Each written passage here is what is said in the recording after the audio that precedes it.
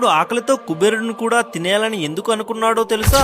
ఒకసారి కుబేరుడు తనకున్న సంపదని అందరికీ చూపించుకోవాలని విందు భోజనం ఏర్పాటు చేసి మొత్తం దేవుళ్ళందరినీ పిలవాలనుకున్నాడు. శివుడికి కూడా తన ధనాన్ని చూపించాలని కైలాసానికి వెళ్లి శివుడిని పిలుస్తాడు. కానీ ఆ పరమేశ్వరుడు కుబేరుడి గర్వాన్ని గమనించి వినాయకుడిని పంపుతాడు. గణేశుడు విందుకు రాగానే కుబేరుడు తన ధనాన్ని చూపిస్తుంటే ఆ వినాయకుడు ఇదంతా నాకెందుకు, ముందు భోజనం పెట్టు, నాకు ఆకలిగా ఉంది అని అంటారు. గణేశుని ముందు రకరకాల పదార్థాలు పెడతారు. అయినా గణేశుడికి చాలకపోవడంతో నాకు ఇంకా కావాలి అని అంటాడు. కొంతసేపటికి వంటగది అంతా ఖాళీ అయిపోతుంది. అప్పుడు గణేశుడు కుబేరుడితో, ఓ కుబేరా, నా ఆకలి ఇంకా తీరలేదు, నా ఆకలి నువ్వు తీర్చకపోతే నిన్ను కూడా తినేస్తా అని బెదిరిస్తాడు. కుబేరుడు భయపడుతూ పార్వతీదేవి దగ్గరికి వెళ్తాడు. అప్పుడు ఆ పార్వతీదేవి, నీ గర్వాన్ని తీసి ఈ అన్నపు ముద్ద వినాయకుడికి ఇవ్వు అంటుంది. కుబేరుడు గర్వం లేకుండా ఆ అన్నపు ముద్దని వినాయకుడికి ఇస్తాడు. ఆ వినాయకుడు అది తిని ఇదేదో ముందే చేసుండొచ్చు కదా అని చెప్పి నవ్వుతూ బయలుదేరతాడు. ఫ్రెండ్స్, ఓం నమః శివాయ అని కామెంట్ చేయండి.